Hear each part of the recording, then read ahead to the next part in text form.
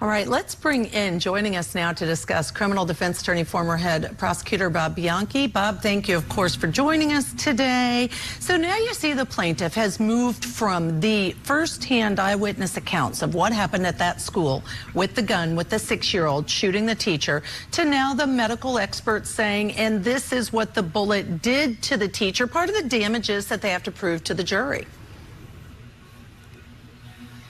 Exactly. When I used to practice civil law, it sounds kind of ghoulish, but, you know, somebody comes in and there's two parts to a case. The first part is there a legal duty that's been breached that was foreseeable and proximately caused an injury. That's a lot of legal nonsense to say. Is there liability?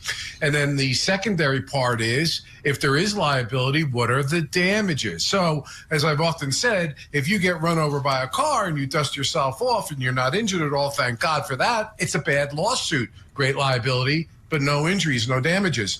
The plaintiff now is on the part of damages, where they're trying to show the actual injury with very graphic detail, how that injury has affected her temporarily at that point in time and currently and will in the future, because if a jury finds liability, they then can assess how much money will compensate the person for the injuries that they sustained. And that's what's happening in this aspect of the case in this witness right now. Yeah, and we see in this case an astronomical number, the $40 million. Just want to remind people that there were a number of other people in this lawsuit. The school district was in it, the lieutenant or the superintendent of schools was in it, as well as the principal of the school. But those were all dropped because the only allegations were of simple negligence, and governmental immunity protects them. So talk to me a little bit about this idea that there's governmental immunity that got rid of some of the deeper pockets, but she's still in this lawsuit. People wondering why. Well, there's the reason why. And the money that's involved. Are they going to get the same amount if they are victorious in this lawsuit?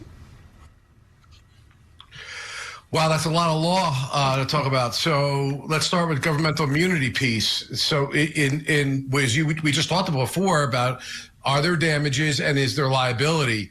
Certain states have certain governmental immunity provisions that you've alluded to, like I had when I was the county prosecutor, which actually says even if we've committed a civil wrong and that has caused damages, so long as we were acting within the scope of our authority and we were reasonable, we were immune from civil suit. This debate has gone on forever about whether immunities are a good thing or a bad thing. The reason why government is given immunity, or government actors like myself, what I used to do, was so that I didn't have to worry that every decision I made, if I was wrong, even though my heart may have been in the right place, but somebody got damaged or got injured, that I would have to worry personally about losing everything. So that's what the immunity aspect of it is, Michael. Yeah, and I think it's a good thing, ultimately. In the long run. I agree there should be a debate, but I think in the long run it's a good thing. All right, stand by, Bob. We're going to take a break here.